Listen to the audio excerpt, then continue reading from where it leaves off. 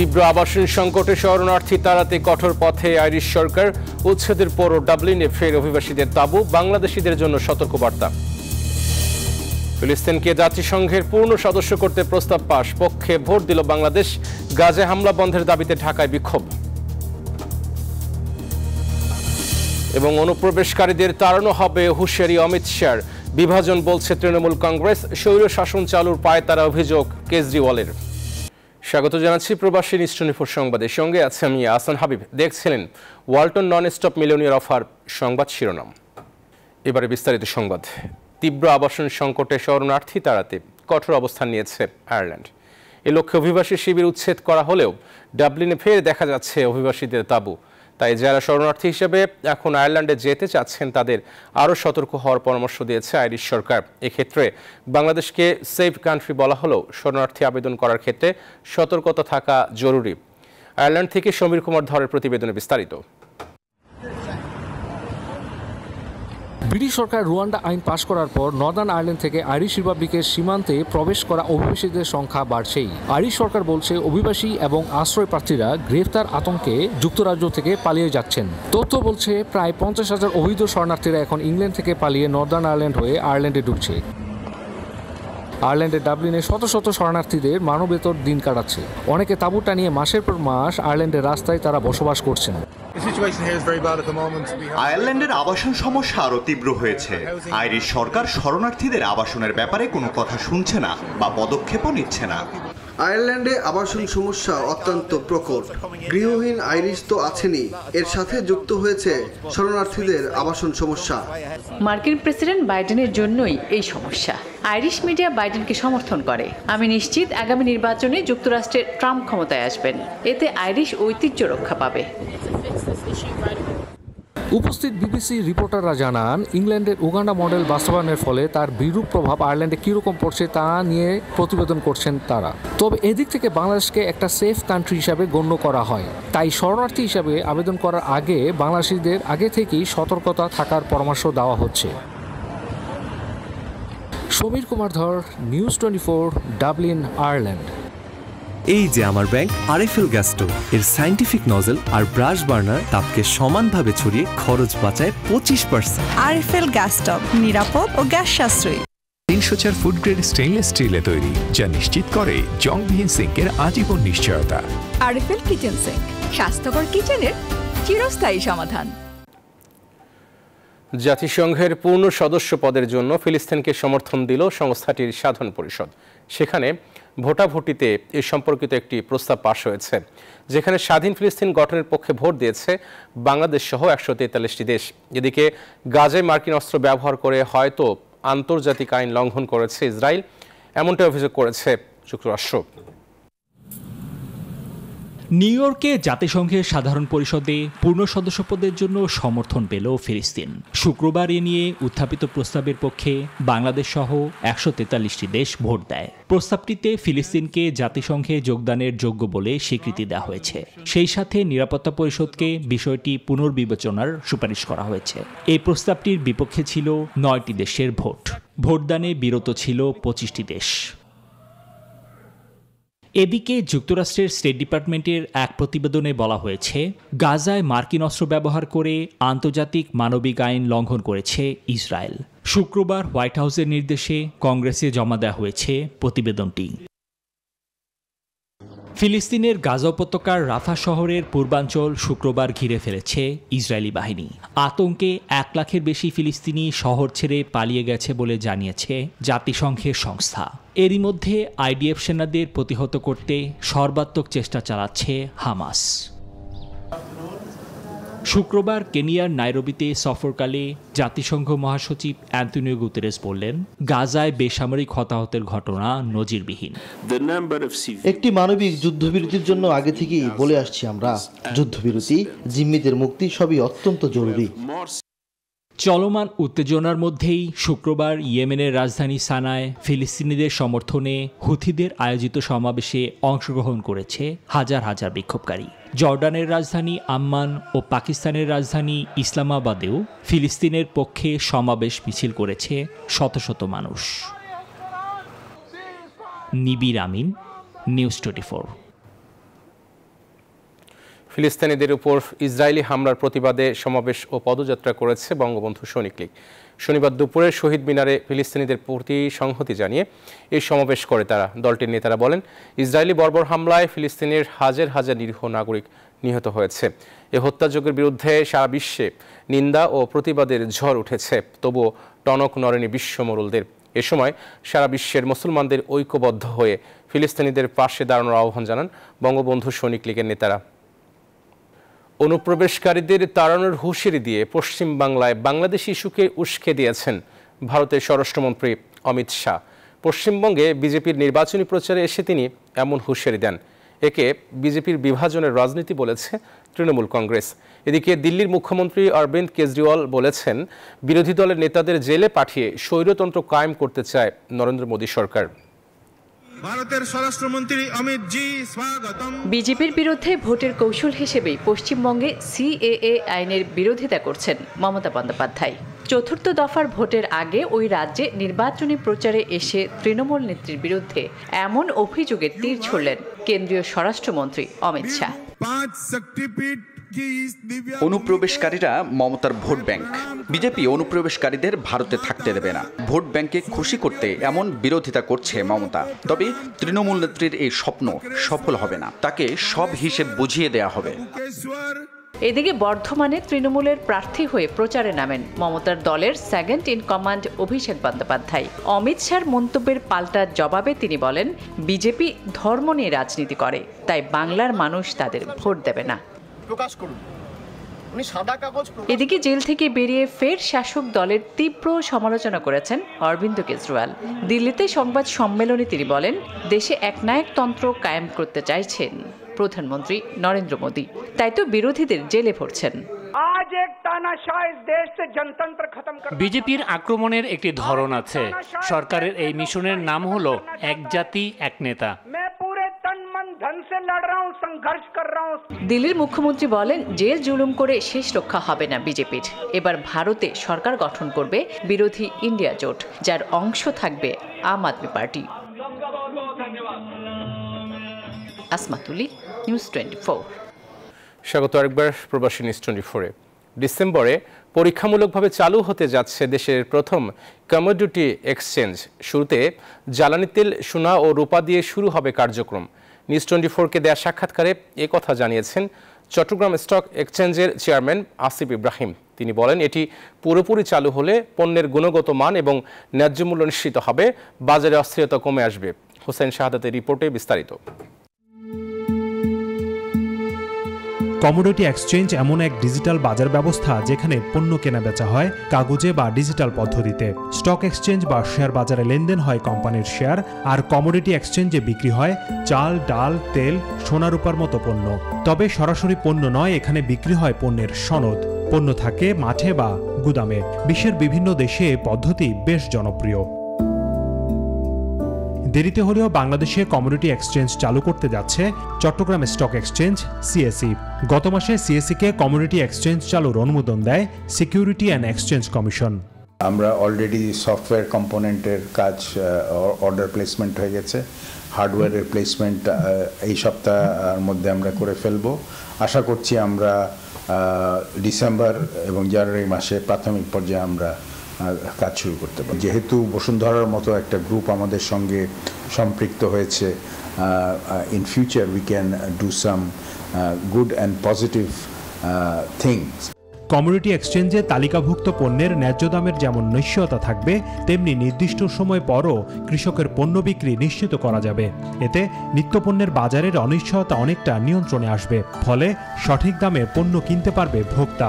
দাবি সিএসই চেয়ারম্যানের। প্রত্যেকটা প্রোডাক্টের ক্ষেত্রে, অ্যাসেট ক্লাসের ক্ষেত্রে ন্যাশনাল অ্যাডভাইজারি কমিটি থাকবে, যারা will be experts, economists and others, এবং ওই প্রাইসের কী হওয়া উচিত সেই নির্ধারণের ক্ষেত্রেও এই এক্সচেঞ্জটা একটা ভূমিকা পালন করবে। চেকস অ্যান্ড ব্যালেন্স যেটা নেই এখন, সেই চেকস অ্যান্ড ব্যালেন্সটা আপনি বলতে পারেন এই কমোডিটি এক্সচেঞ্জের মাধ্যমে আমরা করতে পারব।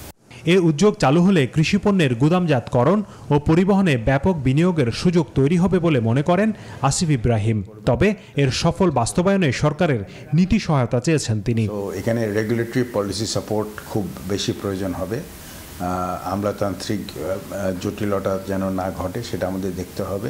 অ্যাগ্রো প্রসেসিং ইন্ডাস্ট্রি ডেভেলপমেন্টের ক্ষেত্রে, কোল্ড স্টোরেজ ডেভেলপমেন্টের ক্ষেত্রে, কোল্ড ট্রান্সপোর্টেশন অফ পেরিশেবল গুডসের ক্ষেত্রে এই সমস্ত জায়গায় নতুন বিনিয়োগের সুযোগ এই কমোডিটি এক্সচেঞ্জের মাধ্যমে হবে বলে আমি মনে করি। বাংলাদেশে কমোডিটি এক্সচেঞ্জ চালু করতে সিএসসির সঙ্গে পরামর্শক হিসেবে কাজ করছে ভারতের multi commodity exchange MCX. Hossain Shahadat, news 24, Dhaka. সম্পদের সীমাবদ্ধতা বিবেচনা করে উন্নয়ন প্রকল্প নিতে হবে বলে জানিয়েছেন প্রধানমন্ত্রী শেখ হাসিনা। রাজধানীতে আইইবির 61তম কনভেনশনের উদ্বোধনী অনুষ্ঠানে শেখ হাসিনা আরও বলেন, 2041 সালের মধ্যে বাংলাদেশ 60,000 মেগাওয়াট বিদ্যুৎ উৎপাদন করবে। শেখ হাসিনা বলেন, তার প্রতিটি উদ্যোগই প্রান্তিক মানুষের মুখে হাসি ফোটানোর। স্মার্ট বাংলাদেশ গড়ে তোলার প্রত্যয়ে শনিবার ইঞ্জিনিয়ার্স ইনস্টিটিউশন বাংলাদেশ আইইবির 61তম জাতীয় কনভেনশনের উদ্বোধন অনুষ্ঠানে যোগ দেন প্রধানমন্ত্রী শেখ হাসিনা। বঙ্গবন্ধু কন্যার আগমন ঘিরে রমনার আইইবি কার্যালয়ে লাগে উৎসবের রং। ইনস্টিটিউশনের নেতারা প্রকৌশলীদের বিভিন্ন দাবি দাওয়া তুলে ধরেন প্রধানমন্ত্রীর কাছে। দেশ গঠনে প্রকৌশলীদের ভূমিকা তুলে ধরেন প্রধানমন্ত্রী। বাংলাদেশকে এগিয়ে নিতে এবং স্মার্ট বাংলাদেশ গড়তেও প্রকৌশলীদের মেধা মননের সমন্বয় চান তিনি। এই যে সাধারণ মানুষগুলি, তাদের জন্য একটি স্বাস্থ্যকর সুন্দরভাবে বসবাস করতে পারে, সেটা আরও কিভাবে করতে পারে, আপনাদের যদি আরও কারো কিছু এরকম পরিকল্পনা বা কেউ যদি কোনো পরামর্শ দিতে পারেন অবশ্যই দেবেন। কারণ শুধু বিত্তশালীরা ভালো ভালো ফ্ল্যাটে থাকবে, আমি চাই আমার রিক্সাওয়ালারাও ফ্ল্যাটে থাকবে, দিনমজুরও ফ্ল্যাটে থাকবে, সাধারণ খেটে খাওয়া মানুষও ফ্ল্যাটে থাকবে। সরকারের উন্নয়ন কাজের যারা সমালোচনা করছেন তারা এখন অবকাঠামো দেখে লজ্জা পাচ্ছেন কিনা প্রশ্ন তোলেন শেখ হাসিনা। যারা বলে এই রেলের কি দরকার ছিল, কি দরকার ছিল যে আমার মানে এদের একটু ছবি তুলে রেখে তারপর মেট্রো রেলে চললো কিনা, টানেলে গেল কিনা, এক্সপ্রেস ওয়েতে উঠলো কিনা, তাই সুবিধাগুলি নিচ্ছে কিনা একটু দেখা দরকার। জাতীয় কনভেনশনে প্রকৌশলীদের বিদ্যুৎ, কৃষি সহ বিভিন্ন ক্ষেত্রে গবেষণা আরও বাড়ানোর উপর তাগিদ দিলেন সরকার প্রধান। আপনি ভালো না লাগাগুলো কি বলো না বলো তাতে কিছু আসা যায় না। আমার দেশের সাধারণ মানুষ ভালো আছে কিনা, তাদের উন্নতি হচ্ছে কিনা, তাদের ভাগ্য পরিবর্তন হচ্ছে কিনা, সেখানেই আমার মাথা ব্যথা, সেটাই আমি দেখতে চাই। এবং আপনারাও দয়া করে আপনাদের প্রত্যেকটা কাজে, প্রত্যেকটা পরিকল্পনায়, প্রত্যেকটা ক্ষেত্রে আমার ওই তৃণমূল মানুষগুলি তাদের ভাগ্য পরিবর্তন করে বাংলাদেশ থেকে আমরা এগিয়ে নিয়ে যাব। শেখ হাসিনা বলেন, স্মার্ট বাংলাদেশে নাগরিক থেকে অর্থনীতি এবং সেবা সবকিছুই হবে স্মার্ট। খুব যৌক্তিক কতগুলি প্রস্তাব এসেছে। জয়দেব দাস, নিউজ 24, ঢাকা। মাননীয় প্রধানমন্ত্রী, আওয়ামী লীগ নয়, এক অদৃশ্য অপশক্তি দেশ চালাচ্ছে বলে মন্তব্য করেছেন বিএনপির মহাসচিব মির্জা ফখরুল ইসলাম আলমগীর। শনিবার বিকেলে নয়াপল্টনে যুব দলের বিক্ষোভ সমাবেশে এ মন্তব্য করেন বিএনপির মহাসচিব। অনুষ্ঠানে বিশেষ অতিথি ছিলেন বিএনপির স্থায়ী কমিটির সদস্য মির্জা আব্বাস গয়েশ্বরচন্দ্র রায়। সরকার বিচার বিভাগকে হাতিয়ার করে খালেদা জিয়াকে চিকিৎসা না দিয়ে মেরে ফেলার চক্রান্ত করছে বলে অভিযোগ করেন বিএনপি মহাসচিব। তারা মনে করে যে এটা তাদের সম্পত্তি, তারা যেভাবে খুশি সেভাবে ব্যবহার করবেন, কিন্তু জনগণের যে চাহিদা সেদিকে তাকান না। আমরা এখনো বলি, এখনো সময় আছে। জনগণের দেয়ালে পিঠ থেকে গেছে, সেই জনগণকে বাধ্য করবেন না যাতে বেরিয়ে আসতে এবং একটা উত্তাল তরঙ্গ সৃষ্টি করে আপনাদের মসনদকে ভেঙে গুড়মার করে দিতে। ডোনাল্ড লু বাংলাদেশের আসার খবরে বিএনপি নতুন করে চাঙ্গা হয়েছে বলে মন্তব্য করেছেন আওয়ামী লীগের সাধারণ সম্পাদক ওবায়দুল কাদের। বলেন, বিএনপির ক্ষমতায় যাওয়ার স্বপ্ন পূরণ হবে না, তাদের সাথে কোনো রাষ্ট্রই এখন নেই। শনিবার মোহাম্মদপুরে ঢাকা মহানগর উত্তর আওয়ামী লীগ আয়োজিত শান্তি সমাবেশে এসব কথা বলেন তিনি। কাদের বলেন, আওয়ামী লীগের শক্তির উৎস দেশের জনগণ, বিদেশি শক্তি নয়। ভারতের সাথে শত্রুতা করে বিএনপি দেশের ক্ষতি করেছে বলে অভিযোগ করেন তিনি। শেখ হাসিনা এসে এ সংশয়, সন্দেহের, অবিশ্বাসের দেওয়াল ভেঙে দিয়েছেন। আমাদের বক্তব্য, ভারত আমাদের বন্ধু, আমরা কারো দাসত্ব করি না, আমরা কারো দয়া চাই না। আমাদের শক্তি শেখ শেখ হাসিনার শক্তির উৎস এই দেশের মানুষ। শেখ হাসিনার নেতৃত্বে এই বাংলার বাঙালি ঐক্যবদ্ধ তার প্রমাণ করেছে গত 7ই জানুয়ারি নির্বাচনের মধ্য দিয়ে। চলে গেলেন বাম রাজনীতির তাত্ত্বিক ও প্রবীণ রাজনীতিবিদ হায়দার আকবর খান রণ। 81 বছর বয়সে শুক্রবার রাত 2:05 রাজধানীর একটি হাসপাতালে মারা যান রণ। তার মৃত্যুতে শোকের ছায়া নেমে এসেছে রাজনীতি অঙ্গনে। সোমবার রাজধানীর বনানী কবরস্থানে তাকে দাফন করা হবে। মুক্তিযুদ্ধ, অসাম্প্রদায়িকতা, গণতন্ত্র ও সমাজতন্ত্রের আওয়াজ তোলা হায়দার আকবর খান রণ থামলেন 81 বছর বয়সে। বাংলাদেশের বাম রাজনৈতিক আন্দোলনে তাত্ত্বিক এই নেতার জন্ম 1942 সালের 31 আগস্ট অবিভক্ত ভারতের কলকাতায়। তার পৈতৃক নিবাস নড়াইলের বরাশুলা গ্রামে। দীর্ঘ রাজনৈতিক জীবনে কমরেড রণ 62-র শিক্ষা আন্দোলন থেকে শুরু করে পাকিস্তানি স্বৈরাচার বিরোধী সংগ্রাম, মহান মুক্তিযুদ্ধ আর গণতন্ত্র প্রতিষ্ঠার লড়াইয়ে ছিলেন মনস্তাত্ত্বিক নেতা। সোমবার সকাল 11টায় কমরেড হায়দার খান রণর মরদেহ কেন্দ্রীয় শহীদ মিনারে নেওয়া হবে। জাতির পক্ষ থেকে সেখানে শ্রদ্ধা নিবেদন করা হবে। দুপুর 1:30টায় ঢাকা বিশ্ববিদ্যালয়ের কেন্দ্রীয় মসজিদে তার নামাজে জানাজা অনুষ্ঠিত হবে। পরে রাজধানীর বনানী কবরস্থানে তাকে দাফন করা হবে। এই দেশের মেহনতি মানুষ এবং সারা দুনিয়ায় সমাজতন্ত্র, সাম্যবাদ কায়েম করার যে আন্দোলন, সেই সংগ্রামকে অগ্রসর করার ভিতর দিয়ে যে অবদান তিনি রেখেছেন সেটা চিরস্মরণীয় হয়ে থাকবে। তার মৃত্যু দেশের রাজনীতিতে এক শূন্যতার তৈরি করবে বলে মনে করেন তার সহকর্মীরা।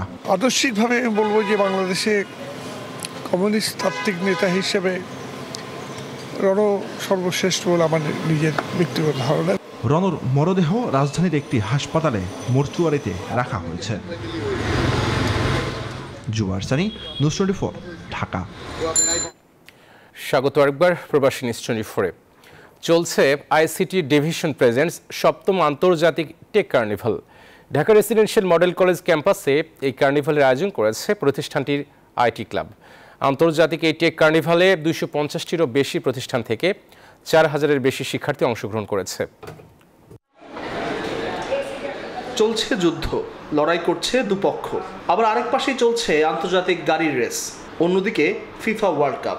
এই সবই চলছে ডিআরএমসি টেক কার্নিভালের গেমিং টুর্নামেন্টে। Balance basically 5v5 tactical shooter game. আমরা অ্যাকচুয়ালি অনলাইনে ফেসবুকে আমাদের গ্রুপ আছে, কমিউনিটি আছে, ওখানে পোস্ট পেয়েছি, ওখান থেকে we all register. Free fire ইভেন্টটা ছিল, তো সেখানে গেমিং আমি পার্টিসিপেট করছিলাম।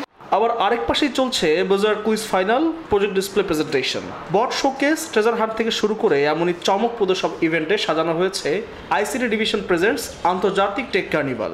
আমাদের রোবোটিক্স যে সেক্টরটা আছে ওখানে এবার টোটাল আমরা আগের বছরের থেকে আরো 2টা ইভেন্ট অ্যাড করেছি। পাশাপাশি ছিল আমাদের বিভিন্ন কুইজ অলিম্পিয়াড। আনুমানিক 200টা ইনস্টিটিউশন থেকে অনলাইন এবং অফলাইন সব মিলিয়ে আমাদের 60,000+ পার্টিসিপেন্ট রয়েছে। ঢাকা রেসিডেন্সিয়াল মডেল কলেজ ক্যাম্পাসে আয়োজিত এই কার্নিভালে অংশ নিতে পেরে সন্তুষ্ট শিক্ষার্থীরা। আমরা আইটি ফেস্টের টিম কুইজে পার্টিসিপেট করেছি। আমরা ট্রেজার হান্টে ছিলাম। এখানে আমাদেরকে ক্লুজ দিছে, ক্লুজ অনুযায়ী আমাদেরকে বের করতে হয়েছে। তবে এবারের কার্নিভালের অন্যতম চমক lieutenant Sheikh Jamal innovation grant, যেজন্য প্রায় 20 লাখ টাকা অনুদান দেওয়া হবে উদীয়মান তরুণ উদ্যোক্তাদের। 13টি স্টার্টআপকে আমরা এবার এই শেখ জামাল ইনোভেশন গ্র্যান্ট দিতে যাচ্ছি। এখানে প্রিভিয়াস যারা পোর্টফোলিও ফান্ডেড তারা কেউ আবেদনের কোনো ন্যূনতম সুযোগ নেই। এ ধরনের টেক কার্নিভাল শিক্ষার্থীদের আধুনিক প্রযুক্তির সম্পর্কে জ্ঞান লাভ ও সঠিক ব্যবহারে আগ্রহী করে তুলবে বিশ্বাস সংশ্লিষ্টদের। আমাদের টেকনোলজিটা আরো বেশি প্রয়োজন, আরো সেফ ভাবে প্রয়োজন। আল মুহাম্মিদুল খান, নিউজ 24, ঢাকা। এবার খেলার সংবাদ।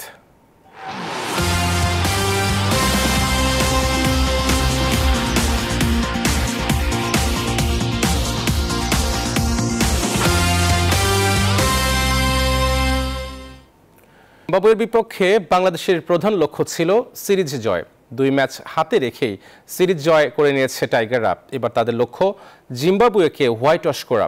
আজ টি20 সিরিজের শেষ ম্যাচে জিম্বাবুয়ের বিপক্ষে মাঠে নামবে শান্তর দল। মিরপুরে শেরেবাংলা স্টেডিয়ামে ম্যাচ শুরু সকাল 10টায়। জিম্বাবুয়ের বিপক্ষে টানা 4 ম্যাচ জিতে ফুরফুরে মেজাজে বাংলাদেশ দল। ঘরের মাঠে ফের বাংলা ওয়াশ করার সুযোগ টাইগার বাহিনীর সামনে। টি-20 বিশ্বকাপের মঞ্চে নামার আগে জিম্বাবুয়ের বিপক্ষে টাইগারদের এই সিরিজ দলকে করেছে উজ্জীবিত। বোলাররা ভালো করলেও ব্যাটিং নিয়ে এখনো দুশ্চিন্তায় রয়েছে টিম ম্যানেজমেন্ট। লিটন দাস, শান্তরা রানের খরায় ভুগছেন। ব্যাট হাতে ওপেনার তামজিদ হাসান ও তাহিদ হৃদয় কিছুটা ধারাবাহিক, কিন্তু কোনো ম্যাচেই পুরো ব্যাটিং লাইন আপ ক্লিক করতে ব্যর্থ হয়েছেন। আসন্ন টি-20 বিশ্বকাপের কথা মাথায় রেখে জিম্বাবুয়ের বিপক্ষে সিরিজের শেষ ম্যাচটি দিনের বেলায় খেলার সিদ্ধান্ত নিয়েছে বিসিবি। আসমাউল মুত্তাকিন, নিউজ 24, ঢাকা। আর এই ছিল প্রবাসী নিউজ 24 সংবাদে। ধন্যবাদ সবাইকে সাথে থাকার জন্য।